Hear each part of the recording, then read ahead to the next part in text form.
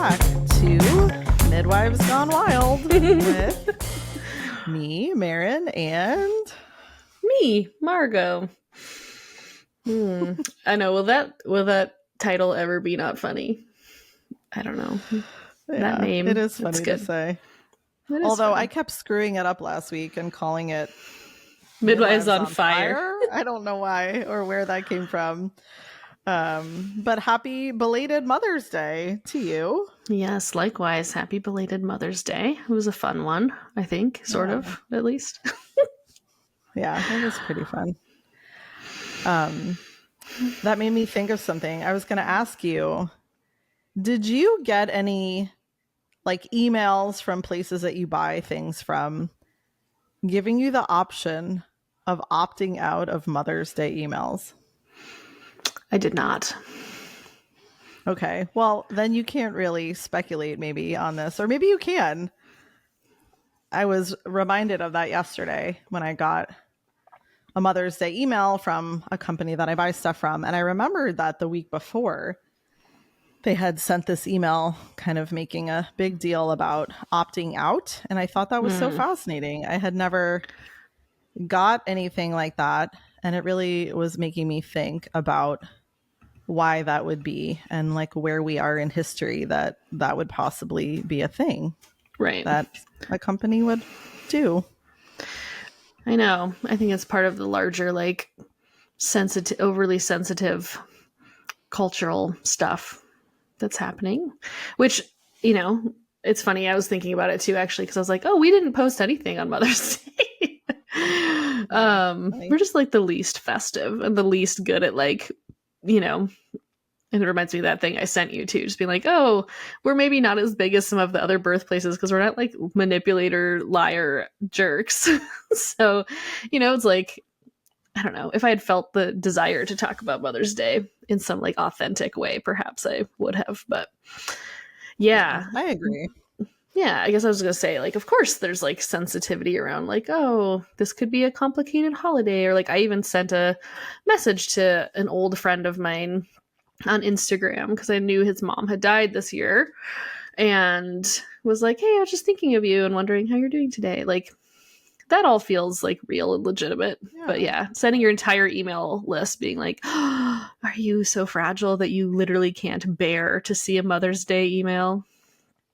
That's what I mean. It really disturbed me. Again, it was like kind of a hangover from our topic last week. It's like how much of that is real, you know, like integrity, like real, honest feeling there. And how much of it is just like pandering to what's expected. And I don't expect that, you know, and that doesn't mean I'm not a sensitive person. I think the examples you shared, of course, like every holiday, right? Like Christmas and all kinds of holidays, like we know can be emotional or maybe rough for some. So I don't think, you know, anyone's ignoring that. But to get an email to opt yourself out, where then you have to think about the topic that maybe you don't even want to think about, is also sort of funny. When you could just delete it. That's what I mean. Like it comes into your box, like all kinds of stuff. I mean, what is wrong with delete or not reading it? What is this like? It's not even a hypersensitivity. I think it's like this attention to the fact that everybody is oppressed. Everybody should be oppressed. Everybody is miserable and unhappy. And it's not really like a compassion.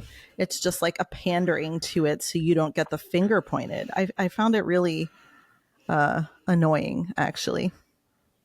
Yeah, I hear that for sure. That's interesting. Do you want to say what company it was? Well, I will continue to buy from them because I don't ultimately have a problem with it. It's Rasa, the coffee, the not imitator. coffee. Yeah, that's funny. I was just looking at their company. thing. Yeah, I wanted to get like the rose one. I've never tried that. Ooh, I love that one, actually. It's really good. I couldn't figure it out on their website before getting interrupted by a child, but maybe that's my reminder. I'll try again. It seems like a great company. I think it's a woman-owned company. I have respect for that. Seems like there's a lot of integrity there. So, I don't know. I don't know whose idea that might have been on their team. I feel like, in some of these companies, of course, they're just trying to not rock the boat. They're just trying to people please. And I think that's something like we haven't been willing to do. Hence, like you said, not having a Mother's Day sale. That didn't feel authentic. Like I was with my kids, you were with yours. We just do what feels right for us. And I don't feel like we overly care that we're going to offend somebody, obviously, because here we are. Yes, here we are going wild again. What are we going wild about today? Day. I know. How dare we talk about Mother's Day? Oh, and I talked at this really cool spiritual community that I'm a part of here in Tucson, Oro Valley, technically. It sounds less cool, but called the Aldea Spiritual Community. Aldea, is that what they call it? Something like that. And Aldea means village, which I think is so lovely. And their motto is love, period. And they're very nice people. And it was so much fun. And I'll release some of the recording or all of the recording of that, talking to like a group of primarily older people about, oh my gosh, the pollen here I think is getting me. I hate to admit it. The mesquite. It's like raining yellow flowers out there. But anyways, it was really cool to talk to this group of mostly older people. And there was one pregnant lady there, and I'm getting some coffee with her tomorrow. And she wanted to learn more and understand more. And she said that was the coolest service she had ever been to at this church. So I was like, I did it. That's very cool. Yes. Yeah, that's so cool. People laughed and they cried. Well, it's so interesting how, birth maybe isn't a part of spirituality in the ways that some people think. Of course, if it's mostly older people, maybe that's just a matter of timing in life. But, to think that those two things wouldn't go together. And I know that's like a non-traditional church. So that probably plays into it. But it makes me think of just organized religion in general and why. Yeah. Or maybe it is. I don't know. I'm not a part of organized religion, so I probably shouldn't comment on what they do or don't do. I have no idea. I don't think they talk a whole lot about like the Divine Mother or like sacred femininity. I'm fairly confident that that's not the case. I think it's safe to say that. Who knows? Yeah. Well, that's a great topic. We should add that to the list. Mm-hmm. But I'm excited to see your presentation when you roll it out. Yeah. It'll be fun. But what are we going to talk about today? Well, we are midwives gone wild after all. So I think we were going to focus on midwifery licensing, which is not new for us. If people out there have known us and followed us for years, we've been talking about some of this for years, but, always have current examples. And always new happenings going on, in this country itself, as far as that goes. Even here in Hawaii, there's, newer updates as far as the licensing goes. So it's a fascinating topic. People that maybe don't know about birth or midwifery obviously have no idea how this all works. And most pregnant women have no idea how it works. So that's also fascinating, right? Because they don't often know their options or, what their choices are. But as midwives that have been doing this for a long time, I think we're pretty well versed in the politics and licensing. So we were just gonna, see where it brings us, I think. Yeah, as inspired by some recent events, current events. I was just going to say, too, just shout out to Dr. Stu over at Birthing Instincts. I know he's doing some kind of survey. I haven't actually gotten a chance to look at it, but I saw a quick clip of his about a survey they're doing about midwifery rules and regulations, and also doula rules and regulations in different states, trying to get a better sense of kind of what is happening and what the lay of the land is. And I think that really speaks to one of the major issues, which is just like, it's a total clusterfuck. Like no one, even people who've been doing this a really long time don't really know what's happening in other places because it's so varied depending on the state that you're in. And even within a state where there's like allegedly one set of rules, you know, it looks really different depending on the part of the state that you're into, because of the way that like local birth politics shape what people are willing to do or not. So yeah, it's like such a hot mess. For people that may be new to this, maybe we should just start with the fact that many midwives attend home births. Some do in the hospital, but we're talking about home birth midwifery, which, yeah, might be surprising or not. I don't know that people do get licenses to do that in different states. And what that all means, you know, I mean, I know everybody is probably familiar with licensing in general, like licensed contractors or dentists or whatever. But obviously we have a lot of thoughts around licensing home birth midwives, not because they shouldn't be trained or skilled, but because ultimately birth is a sacred initiation and it's a private event. You know, a baby is created between two people. And if these people are choosing to have this baby at home, you know, ultimately, I don't think anybody should tell them who they can have or who they can't have. It's really a breach of human rights to me. So this starts to intersect with, again, the licensing, who's available, who's put forth in their community as like, oh, well, this is a midwife, you know, this person isn't a midwife. It's a lot more confusing, I think, than like any other like occupation I've ever heard about. Yeah, and I think that also speaks to sort of like the resistance that has been there. Like in the midwifery world, I just looked it up right before we hopped on here, but you know, in Arizona, licensing became a thing for midwives in 1957, which is the year my mom was born, and my dad, the year my parents were born. And, you know, even at that time, I'm sure, and, you know, there's some really great historical documents out there for people to read if they want to get nerdy about it. We have a whole course on this in our school. But, you know, even at that time when licensing sort of first came about, there were midwives who were opposed to it and midwives who were all about it and thought it was going to be the solution to their problem, which was that they were being, you know, hunted down or persecuted, or there was this restraint of trade happening where they weren't allowed to do what they knew how to do because of the way that the world was shifting and birth was becoming more medicalized and moving into the hospitals. So it's cool to think about, like, there's been rebel midwives and resistors like all along.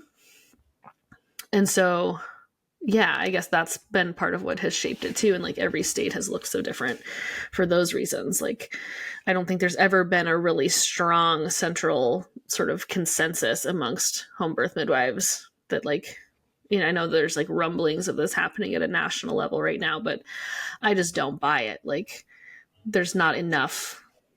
Oh my gosh, a roadrunner is going by my house. There's not enough. What like, that means. What does it mean? Not enough oomph, I don't think, for something like that to ever really happen, because there is a split. Even amongst midwives who've decided to get licensed, there's often a lot of like, they're doing it half-heartedly often.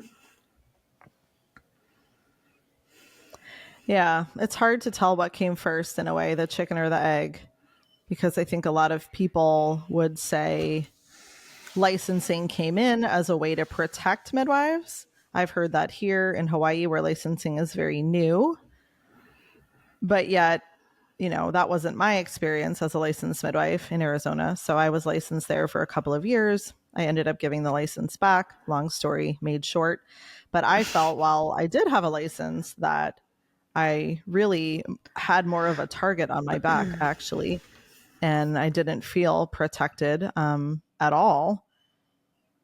And I don't think it made me a better midwife. And I think that's part of the conversation today, of course, is that there might be this idea out there in the world that licensing, you know, is producing smarter midwives or more accountable midwives or midwives that are, you know, have better boundaries or integrity. And of course, that's not really true. But there is definitely the agenda, the bigger agenda, I'd say, to push licensed midwifery. That is the push, right? Like that's what they even called it years ago. Nobody, other than maybe us and some other people, are really trying to sort of like save authentic midwifery and the sovereign nature that really comes along with that. And that's where it kind of blows my mind that any midwife would push licensing other than her own sort of selfishness or self-protection. It doesn't ultimately invite in autonomy for families. So, maybe she's not about autonomy, but since we are, it's really hard for me to understand sometimes how midwives ultimately sold out to all of that, to the system that never was with them, that never protected them in the first place, and still doesn't have a respect. Like, we are not respected as a whole. I don't care if you have a license or not. No. Midwives in hospitals have problems, being respected. We are not seen as part of the medical community. So it's been an interesting battle to see, even in the past 20 years, that not a lot has changed. And there hasn't been what feels like a whole lot of learning from historical events to make better choices in the states where this is still up in the air. That's surprising to me. Yeah, it is surprising. I think people just get so like looking at the microscopic like little life they are living and don't think of it in the larger context. And, we've talked about it other places too, but like when I came into the world of midwifery, it was from sort of with an anarchist flavor, I guess is what I'll say. And like I knew licensing wasn't going to be right for me, but that was after like learning and unlearning and seeing all these different ideas and like kind of getting this zoomed out more macro perspective on like, oh wow, like the government isn't trying to help us actually, or if they are, they're not doing a great job. And just the way that power works and how institutions work, and reading like Foucault and just like really interesting things about how like institutions really erode people's own internal power and take it away. And so it's like to turn around and be like, oh, I'd love for the piece of paper, please, to tell me I'm allowed to be a midwife in someone's home that has hired me privately. Like just, it's like, it just is a total, like it's not possible. It's a mental gymnastics move I'm not capable of making. And so to see other people who can, it's like, oh, they must just not understand the bigger picture or care about the bigger picture. Like you said, they're like sort of in this selfish, self-protective, like, well, I want to be a midwife and this is the way that I would feel safe. So everybody should get on this boat with me and like, we should be licensed and then we're all going to be okay. Instead of seeing like you said, there's learning from history and also just this like bit larger view to be sort of taking around all of it. And a lot of them, don't have like personal experience either, I think, with being the woman who's not allowed to have a midwife, and what that might feel like. It's fascinating. Yeah. Yeah. It seems like obviously a lot of it has to do with midwives and midwifery becoming more of this, profession. And of course, I support women working and making money. Of course, I do. Mm-hmm. But I think that has been part of midwifery's, the mainstream downfall of midwifery is that's part of the licensing. Not only do you have to pay to go to an expensive school now in most places, right? We're talking $40,000 a year. $40,000 a year to become a midwife with a piece of paper so that you can then, whatever, get insurance reimbursement and yes, make money. But to what extent when you can't serve a lot of the women in your community? And like you said, I think a lot of midwives, not all, but some have mostly just turned a blind eye to all of that. And it becomes this thing where it's like, oh, well, I wouldn't be able to serve anyone without this piece of paper. So I'm being a martyr and I'm doing a really great thing. Right. Whereas, like you said, midwives have always worked under the radar. Like we can always find a way to serve the people we want to serve. We don't need that permission, but it's the good girl thing. It's the good girl, mentality and not just mentality, but like embodiment, along with all kinds of other things, like the persecution wound too came up when you were speaking last, just around like, oh, this will keep me safe. And it's like, yeah, because for centuries and eons, women maybe haven't been safe. We all know that, to be healers, to be witches. So, how much are we holding in ourselves from all of that? Are we willing to face it and work through it? Or are we just going to take this piece of paper and call it good? Call it a day. That's not even the reality. Yeah. Totally. And I think for people who are brand new to this conversation, I just wanted to circle back for a second, and I can give an example of this too, to talk about the way that licensing really can restrict how midwives midwife and which women they can help or not. Like, I think that's usually really surprising to people who are new to this conversation. And I shared yesterday when I was talking to this group that I can't remember the exact amount, but like, for example, after I gave birth to my daughter, I think we tallied up how many rules it would have broken, for a licensed midwife to have attended in Arizona. And it was like 9 or something crazy. Mm-hmm. But the example that actually came to mind first was in a midwife group, someone asked sort of an open question about like, hey, if you were approached by a woman who had type 1 diabetes that's been managed for a long time, and she was interested in hiring you for home birth, like, do you have protocols or thoughts or, anything in place to help decide if that's a good idea for this woman? And it was just fascinating to see probably 75% of the answers were not only like, I wouldn't do that, but we're just like, there was this desire you could feel from these comments to like shut the conversation down. It was like, there is no conversation. Sorry, that is outside of our scope. How dare you even ask, basically, to this poor, I think it was an anonymous post. So, whatever. But, yeah, it was fascinating. Just like the self-righteousness of like, that's not allowed. We aren't allowed. How dare you even think policing about helping? Yeah, the inner policing within the community, the horizontal stuff happening is really interesting. And there were a few good comments too, just being like, oh, here's some things I would think about or whatever. But yeah, the vast majority were just like, no, get out of here with that stuff that might get all of us in trouble. Yeah, that's it's all fascinating. It's all fascinating. And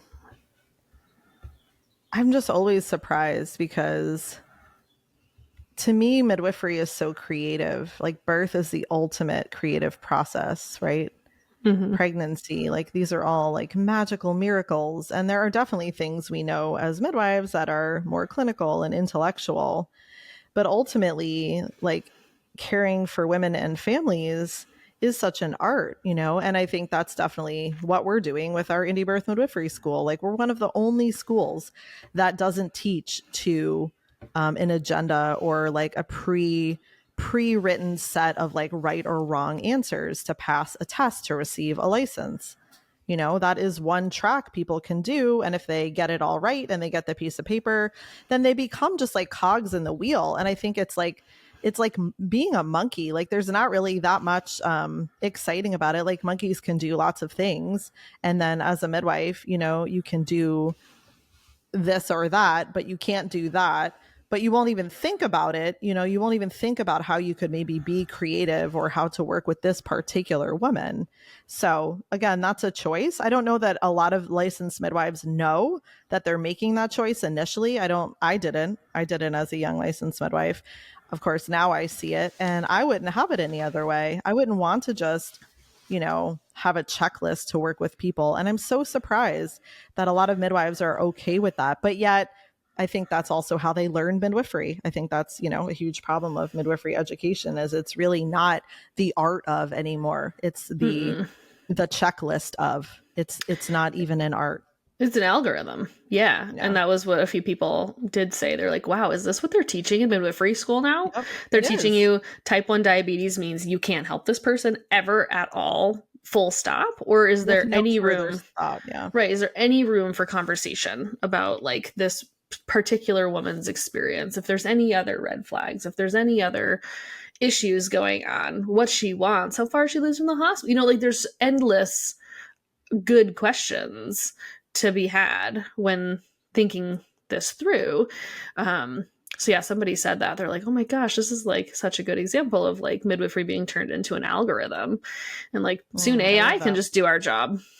Oh, I mean, I don't see why not. If The there little are like AI girlfriends, I don't see why there can't be AI midwives at some point that totally. that don't have a soul, but can give the right answer and can follow the rules that they signed for when they got their license. It's actually kind of frightening. Absolutely. So that lady in particular was like, oh my gosh, I'd love to add your school to my list of ones that I share about because that's great. And I think she said that. She said, are any schools teaching critical thinking or allowing for it even, and I would say there aren't very many and that we're the best one, of course. But yeah. And you know what? We should have started with this. We should have started with these stories of why we're talking about licensing. If we could somehow rewind in time, because I think that really nicely sets up the conversation. Again, for people who are newer or who are like, why does this matter again?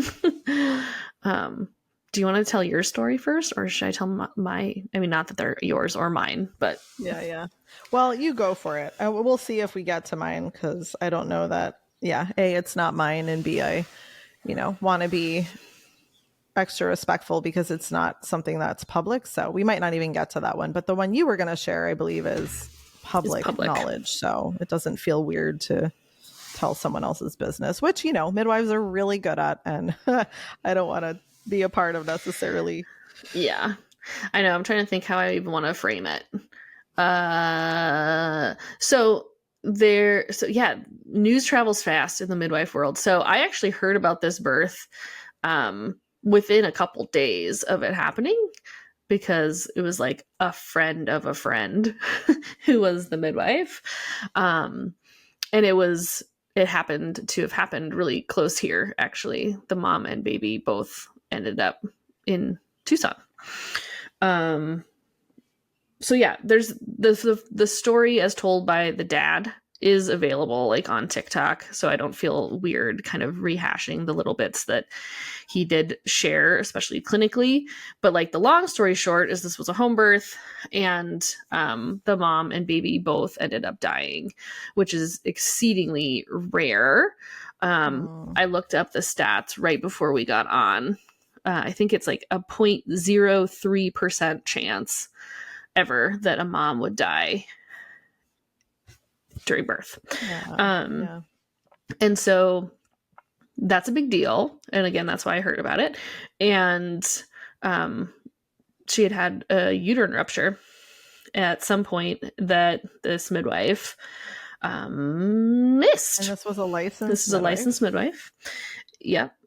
And there's been a bunch of other information that's come out since then about a number of other deaths of babies that have happened in the last few years under this midwife. So I don't want to play too much armchair quarterback, since I wasn't there and all the things. But this one particular example, based on what was shared by this dad, especially, was quite illuminating. And he talks in his little testimonial. He does a really amazing job, I think, separating stuff out as a grieving, partner and dad. And he was really clear about how he's not opposed to home birth and he's not opposed to midwives, but he thinks that this midwife did a shitty job. And it sounds like she really, really did a shitty job. Missing something pretty major that could have likely, again, the armchair quarterbacking is hard. In this particular, usually when I hear stories, I'm like, well, who knows? But this version of the story, you could totally go listen to it. His name is Parker Terry. and I think his handle is Parker Terry 13, something like that. Can put it in the show notes, but he tells the story, and it's pretty clear that something could have been done a lot sooner, and either or both of them probably would have lived if that had happened. So anyways, that story is kind of rocking the community here in Arizona. And there's been sort of these questions around like that I'm seeing around like, well, what can we do to make sure this doesn't happen again? Which is noble, right? Like, we don't want people to needlessly die. But a lot of these people are sort of like, well, how do we like stop bad midwives? Like, how can we regulate this more? How can we, restrict, more? How can we deal with like a mentally ill, perhaps, midwife? Because that's sort of been speculated as like part of the story, is just like someone who's not well mentally or maybe cognitively, or who knows. But who, jump through all the hoops. That's even, I mean, I guess you don't know if that's true.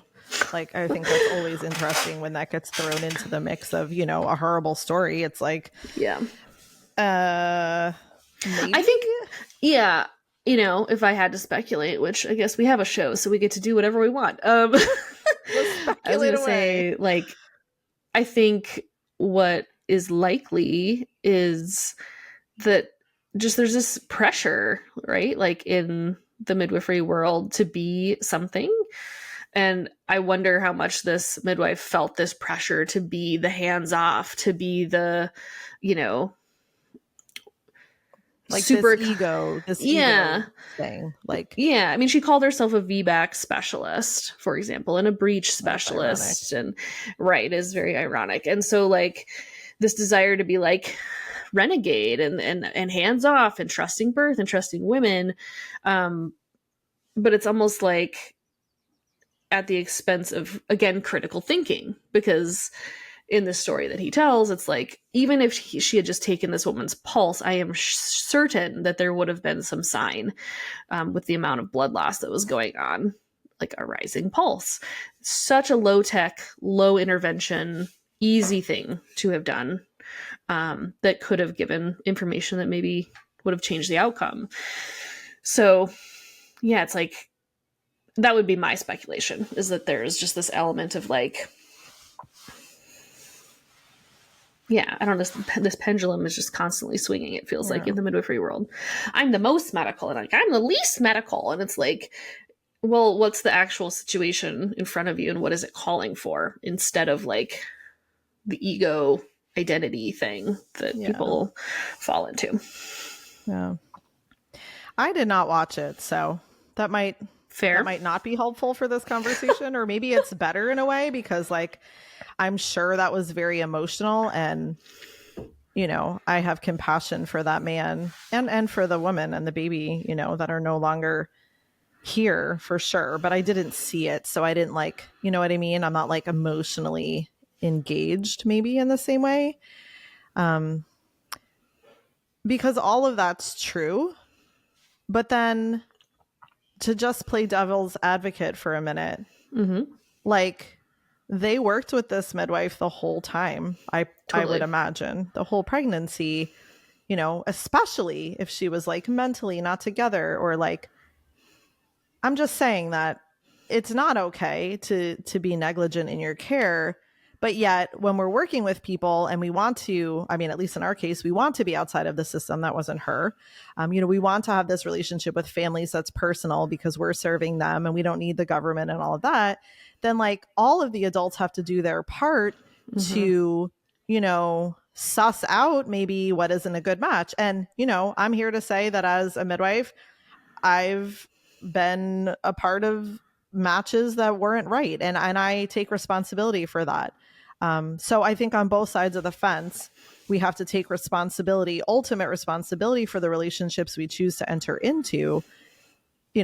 It doesn't change that a terrible thing happened. I'm just saying, like, I'm so curious, like, were there no signs along the way? Was there nothing uncomfortable to these people at all? Again, not that it was okay, but just any red flags. Like, I would love to know that. I would love to know if the birth was just this like giant surprise. Maybe it was. But, you know, in such an intimate working relationship, I just have a lot of questions about Yeah. a lot of things. And, you know, we don't know what was talked about even in the pregnancy, right? So Totally. maybe the mother was like, absolutely never take my pulse. And, you know, Right. this midwife could have had a boundary and been like, okay, then maybe I'm not the midwife for you. Because if I'm going to attend a VBAC, and this would be me, you know, if I'm going to attend your VBAC, like there are some boundaries that I have. There are things that I need to know. So, you know, it just makes you think about all of it, like the client care, the relationship, the boundaries, like all of the things before they got to this point, because the Totally. birth is, you know, the pinnacle of that relationship. Yeah. I know. And like you, I have so many questions, and I only have the little tiny bit of information from this, Right. you know, video. He talked about how their prenatals were mostly, he felt like he was hearing just a lot about how terrible the hospital was. It was like a lot about that. And this woman actually worked at the hospital where she was brought. She was a nurse. I wonder who do you think he meant his, like they were talking together about how terrible the hospital was? Yeah, but it seemed like that was like a big part of these prenatals, Interesting. which I think is really interesting. So I feel like there was probably a symbiosis, I would imagine, between this woman Like and a her trauma midwife. bonding thing. A trauma bonding, yeah, around like, oh, they're so terrible, they're so horrible. And so, Oh man, you know, that's and such this, an ironically terrible story. I know. And this woman wanted allegedly to maybe become a midwife or become an IBCLC or something, you know, get involved in birth work. And so, yeah, I mean, like you said, too, like playing devil's advocate, it's like, and even in this man's story, it didn't sound like this woman ever said, I want to go, until she did. And then it was too late. So there's absolutely, you know, I think anytime something tragic happens at a home birth, I think it's important that we remember that we're not part of those long and complex conversations before, during, after, you know, for sure. But I guess what it brought up for us, and then you had a story happen, which you don't have to share, but another example of a licensed midwife doing something that seemed clearly like boneheaded. And then, you know, in this case that I'm talking about, this whole like, oh, how do we, like, what rules can we write? What laws can we pass to like keep this from happening? Right. Instead of just being like, whoa, like the world is a scary place. Like we don't always know what we're going to get. And like you said, like taking responsibility and like, and figuring out like how to do that all together in community. And that was what I had shared with people. It was like, you know, I don't think more rules are going to help. I think what might have helped or might continue to help going forward is, you know, having stronger communities and networks. And so when somebody is stepping out of line, like in the olden times in a tribe, like everyone kind of does their part to get someone back in line or kick them out. So I don't know. Yeah, I don't see that happening. I mean, I love the idea. I don't know that we will live to see that if it happens. Right. And, you know, if for no other reason than at this moment in time, midwives are way too insecure, egotistical, and, you know, frankly, just sort of all hate each other to sort of ever make that happen, which of course is another irony of this whole thing, because, you know, licensing didn't make it better. It didn't prevent this from happening. And like you say, or, you know, our people are saying like, oh, what rules could we have? It's like, we could just go back to not allowing VBACs then. You know, I'm sure that's an idea someone would have at home. Let's just, midwives in Arizona, no more VBACs at home for you. And, you know, there would be people that were upset about that, and there'd be people that would probably be fine with it. And I think it's all kind of crazy, because I think it's actually up to the woman what she wants to do and where, you know, and it has become this argument around midwifery when it was still that woman's right to be at home and, you know, to experience what she did. And I don't see how that can be prevented if that's, you know, if a person is maybe so resistant to the hospital even, right? Like There are plenty of babies that die in free births, like all of the time. Mm-hmm. And, you know, that's a whole other topic, but a lot of those people, I would guess, are just so adverse to medical help, which I also understand. You know, I think there's good reason for being very Totally. cautious about that. So, you know, you have just a lot of these topics weaving together. There are people that feel like no matter what happens, they will stay home. And I don't know about you. Well, I do kind of know about you, but like for me as a midwife, like those aren't the people I've ever served. I've always said to people, you know, I'm not a home birth at all costs kind of midwife. Like if I see something and I can see it, you can't always see it. You can't always Right. know it. But like if I did and I could help, I would suggest you go to the hospital. I am not somebody that just wants to sit home and watch it all go down. But again, you know, like with this family, like we don't really know what the conversations were. There are people that feel like they are never going to go and they will just, they will take what they get. Right. And, you know, I think that's also a choice. Totally. It is. Absolutely. I liked what you said about it all weaving together. Because messy. I think it is. It's messy, and you know, the way that midwifery looks here in the U.S. in particular is so messy, and I think I prefer it this way ultimately over like, you know, how it looks in Canada or something like that over there. Not messy, very tidy, but not good either. But it does make it tricky to talk about. Like even yesterday at this thing I talked at, he was like, oh, so like, tell me, like, what is the role of a midwife or how does that look? And it's like, oh, wow, this is like a 6-hour conversation. This is not a quick answer to start off our interview. Yeah, it's not like a one-liner like other professions, you know, oh, I build houses for a living. Right. You know, a midwife isn't just, oh, I hate this word, deliver babies for a living. That's not what it is. Oh my God. Sorry. Balloons. It's so crazy. I know my camera is probably going to freeze. Anyway. Okay. So I have to admit though, even though I said that I don't think licensing makes practicing midwifery safer for midwives, I think there's a lot of nuance there. And I meant that intentionally. Because in the case of this story that you shared, where this midwife was licensed, let's be real. If this midwife wasn't licensed, she would probably have criminal charges at this point. Yeah. Yeah. So what about that? And, you know, maybe that'll become news, national news. But at this point, I don't think it is. I've not heard about it, you know. Sure. So not that I'm everybody, but like it's not out there in the same way. And we've had unlicensed midwife friends that have gone to jail, been criminally charged, been on, you know, NBC News and court TV, right? So there's definitely a difference. I don't know that it's safety, because I think safety is a really loaded word. I don't know that it is more safe to have a license, but it definitely doesn't get you the kind of like crime profile that an unlicensed midwife is going to get in the exact same situation. In fact, I've never even heard of a situation that extreme and terrible with an unlicensed midwife. I'm sure it exists, but I actually have not ever heard a story that horrendous with an unlicensed midwife. So I don't know what that means. Yeah.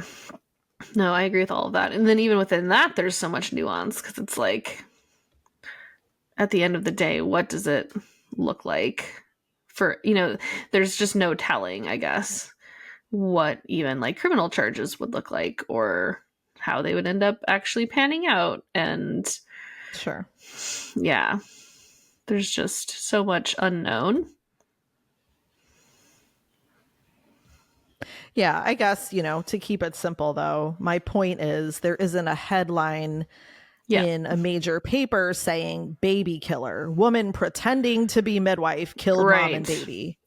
That's self-proclaimed midwife was self-proclaimed midwife. Yeah. Midwife impersonator. I mean, you know, that's, if you don't know, the reality for some unlicensed midwives that find themselves in, unpleasant outcomes. So I think that is a huge difference. And I'm sure she is glad she has had a license. I don't think she does anymore, right? Had Right. a license to maybe, who knows, like you said, we're just speculating, maybe have saved her being the front page of the newspaper, being called horrible things. True. Don't know though. Yes, remains to be seen. What else? Yeah. I don't know. Where is there to go from that? How do we bring that back around? How do we bring it home?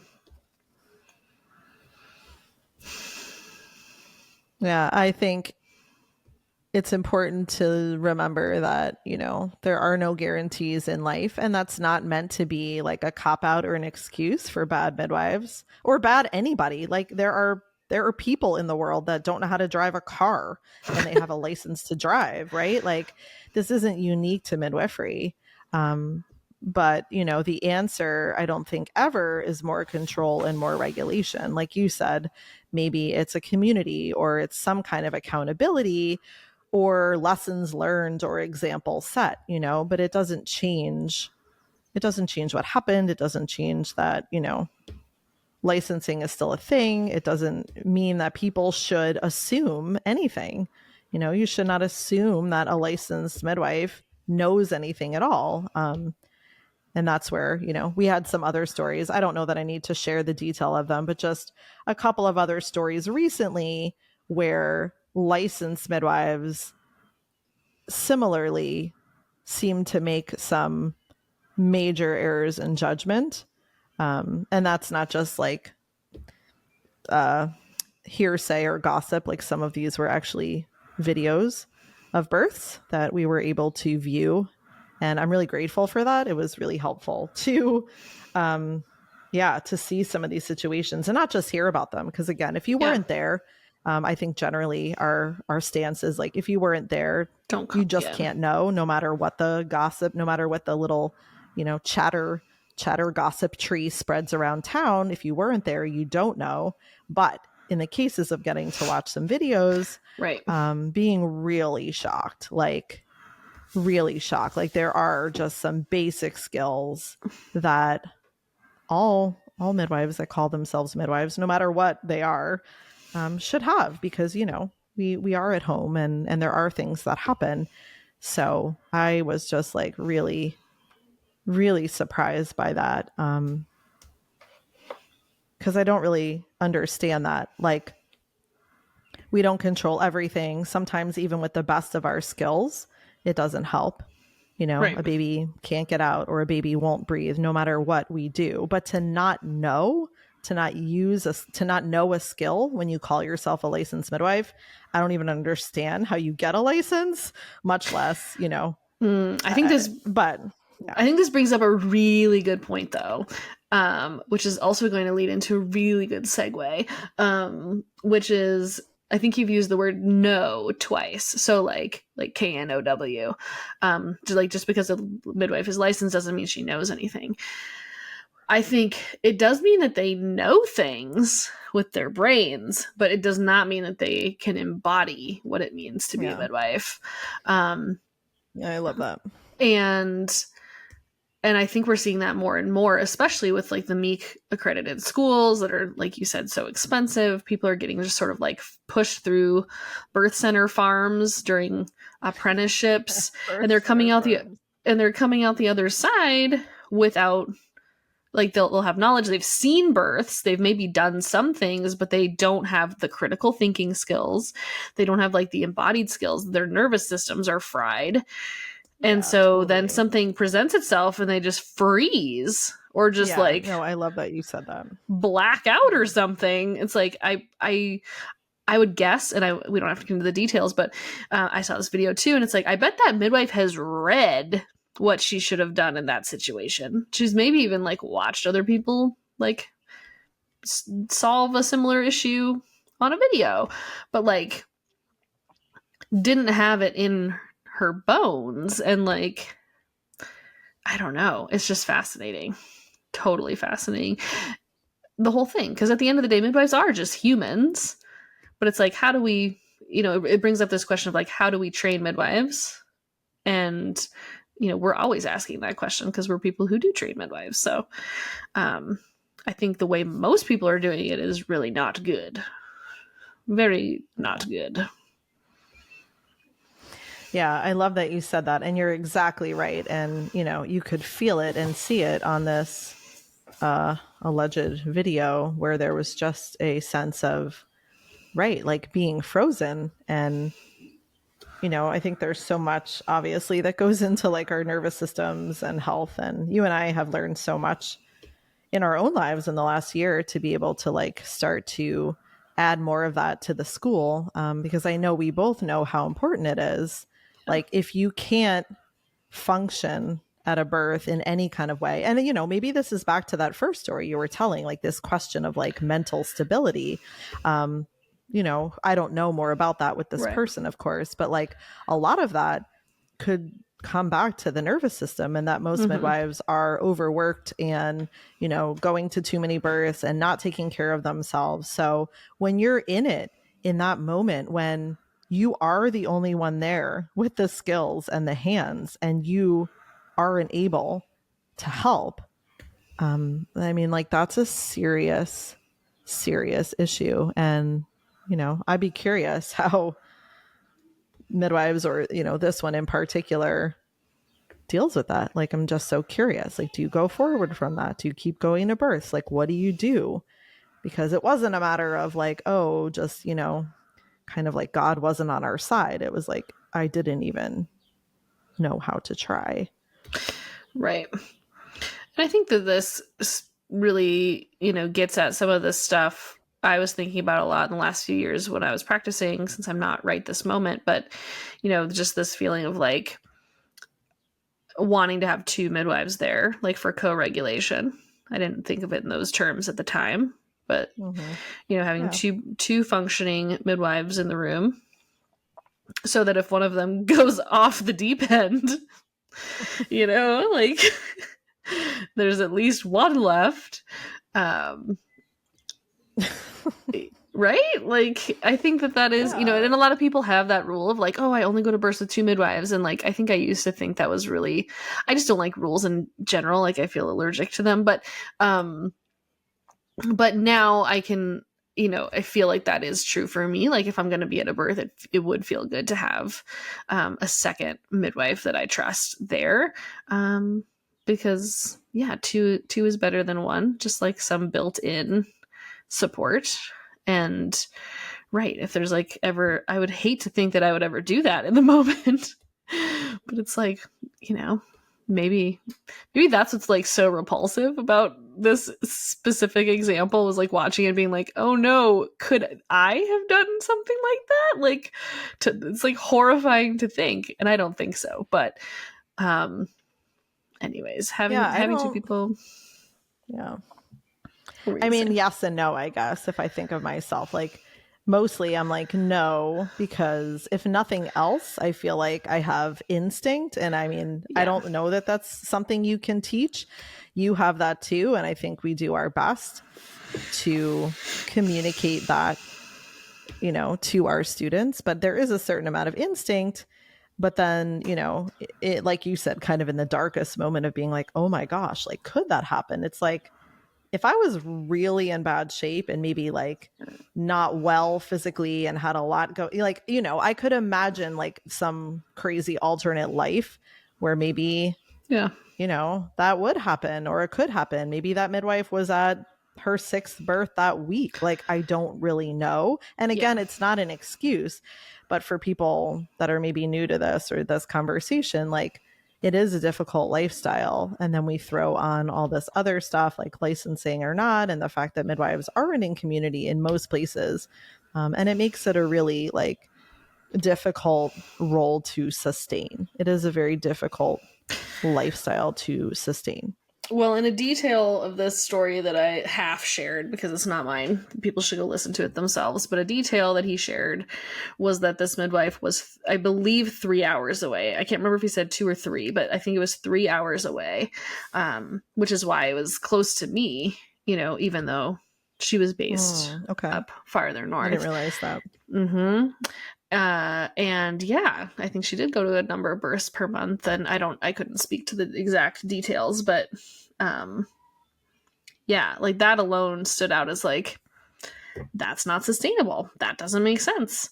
You know, it was, I think, 45 minutes from where I live. So it's like someone who was down here should have probably been doing that, but I don't think anyone will go that far. And so there's these midwife deserts. And so again, weaving all these different like layers of problems, right, together into just these not ideal scenarios. So I wouldn't doubt it that she was burnt out and frazzled and all the things if she's serving that huge of a radius. And I think that was pretty common.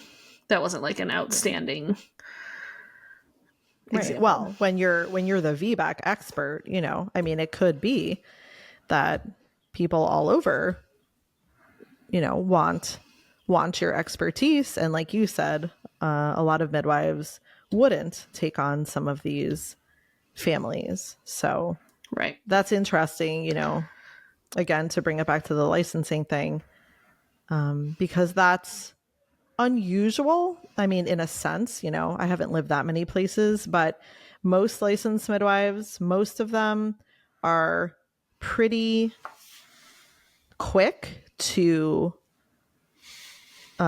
succumb to political pressure. So even if something is allowed under rules and regulations, right, it's kind of like self-policing, like you said, you know, like agreements, like, oh, but we don't do that. Like, you know, breech birth, for example, in some places, right? It's yeah, like, Minnesota, oh, we are allowed, right? But like, we don't do that. And right. if you do that, you risk, you know, being ostracized by even the licensed midwife community, or, you know, you're whatever, maybe called reckless or whatever else they want to call you. So, yeah, I guess I'm saying, like, in the context of licensing, it is kind of unusual. Like, I don't know. I wonder how the other midwives did feel about that, or if, you know, they saw it coming, or like kind of any of that sort of stuff, because I'm sure, like you said, it wasn't the first time. It wasn't even the last time she was taking on all kinds of things that were like politically risky, which, you know, I don't necessarily have a problem with. Like, yeah, I've done it. And, you know, I think it's a choice we all make. But like, as a habit, I think it's an interesting thing to get a license and then like make that other way a habit, and maybe lose, and I could be wrong because I don't know this woman hardly at all, kind of lose your own integrity, like your own boundaries. And I think that's something, as an unlicensed person, that I've worked really hard to have for myself, like in my body and in my practice, because I don't have anyone telling me XYZ, don't do this. It's like, ultimately it does come back to how it feels for me. And, you know, there is no set criteria. So maybe, yes, I help this woman that's having a VBAC. But then, you know, I meet someone the next day that it just doesn't feel like the right match, even though they're also having a VBAC. So it's interesting how midwives can kind of like fall to that in a way, like they lose their boundaries. Maybe I'm just speculating again. And the always never part of it, you know, like, yeah, I feel like I see that a lot in both. It's I guess what you're saying, I think what you're saying is that that's something we see more commonly in unlicensed midwifery. Is that what you're saying? Is that part of what you're saying? Yeah, I know. I wasn't super clear. I think I'm saying a couple of things. Like, yes.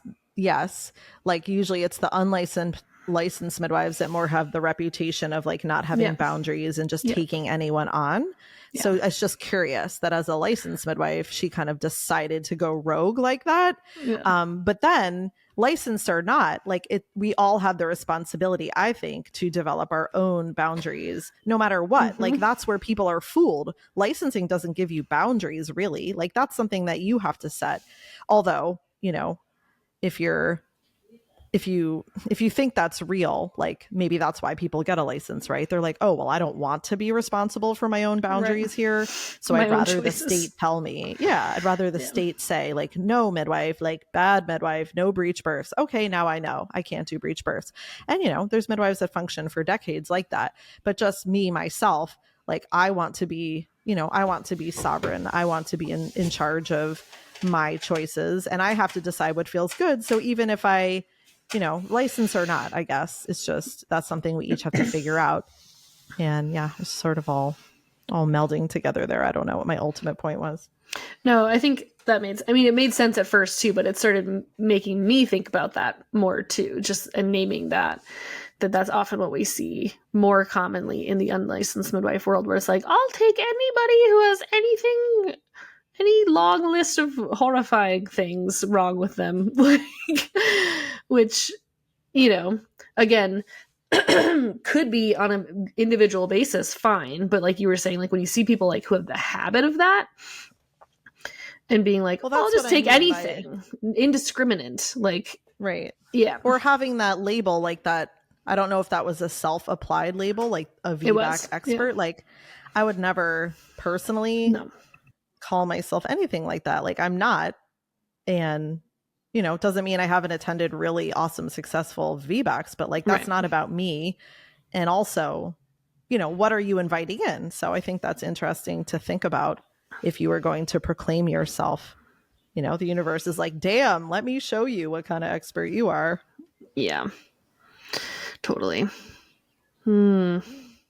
Yeah, and that was, part of this argument too, is like, oh, well, in our rules and regulations, it says we need to be doing vitals every 30 minutes and heart tones every 30 minutes or every 15 or whatever, and seconds, I can't remember what they even are at this point in Arizona, but something like that. But again, that leaves out the whole conversation of like, what does this mom want? And then also, how would we ever enforce that? Like, they're going to have like the midwife police just sort of like on a Ring camera somewhere watching, like, how, and it there's also like, no, go ahead. No, you go. No, you go. Well, I just got like really passionate all of a sudden about those criteria, for example. So taking vitals, blah, blah, blah. I just want to say that actually that's not a bad idea when you're in a situation like that. And if you're learning as a student midwife, and this is another topic for another day, so maybe I'll write this down. Shelf it. Yeah, like I think people misunderstand a lot of the time with, unlicensed midwives. I learned as a licensed midwife. I learned as a very structured clinical midwife. And you know what? I have zero regrets about that. And part of me thinks every midwife should learn that stuff. And then you get to decide at various times based on the people in front of you and how it feels in the room and the circumstance and the history when to not do the thing. But I think a lot of these midwives, even this one, maybe even as a licensed midwife, she had this idea that nothing was ever necessary ever. Someone told her that, and it worked until it didn't work. And she actually probably didn't even know what would have helped in a sense, because maybe she never had, like the structure of learning this model, which is medicalized, but I think gives us a solid base for then being able to, with a lot of integrity, say, yeah, I'm hands off in this birth because it feels this way. And I know what I'm not doing. I'm not doing it because I don't know not to do it. I'm not doing it because it's not necessary. Those are two completely different things. Right. Yeah, I know. It's so interesting. But you certainly, yeah, I know. Go ahead. I was gonna get us real into the weeds, I think, about all of that, monitoring, and maybe we should do a whole episode on that next. But yeah, we should. Okay, well, let's just do that then, and I'll save it because it gets so complex, and because like you were saying, like, not doing it because you don't need it. And then it's like sometimes, like if you've been doing birth work long enough, there'll be occasions where like, damn, I wish I had done it on the schedule because then I would have had the info that I wish I had now, but I don't. So, it even like, this isn't about monitoring in labor, but, clients of mine who have had breech babies at term who are like, I kind of want to try a vaginal breech birth, but now we don't have that 20-week ultrasound to tell me whether or not this baby's like structurally normal. And like, is this baby breech because there's something wrong, or is it because it's just what they want, And so I've had a couple of those people actually now who are like, knowing what I know now, I wish I had that information that we can't now go back in time and get. Same in labor. It's like, vaginal exams or whatever. It's like sometimes, and then it's just living with that mystery and all the gray areas and doing our best to communicate the pros and cons of all of it with people. And at the end of the day, just really, for me, it's about resisting that trend towards the algorithm and the automation and the dehumanization of attending births. And even though it's hard and more complicated, I guess, sort of like sums up the whole thing for me. Dr. Stu was talking about this a little bit too on a recent podcast, where he was talking about how like there was a doctor who wanted to do some intervention, but he had to ask another doctor permission first, like the safety officer.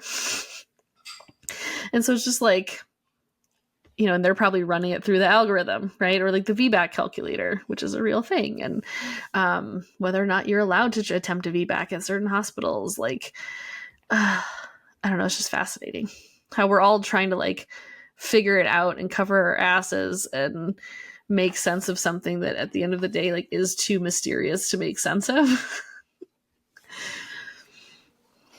Sure, totally. And then, I think my final statement would be like, that's all true and complicated at times. But, in our work with women, they have such a vital piece in this puzzle. Yeah. So when we don't know something, maybe this isn't talked about in other professions, because in other professions, there is the expert, right? Like the dentist isn't going to ask me what I think or how to deal with my tooth, but we treat women differently. So we're not the expert of her body. There are times and often that she knows something we don't, and we really try to work with that.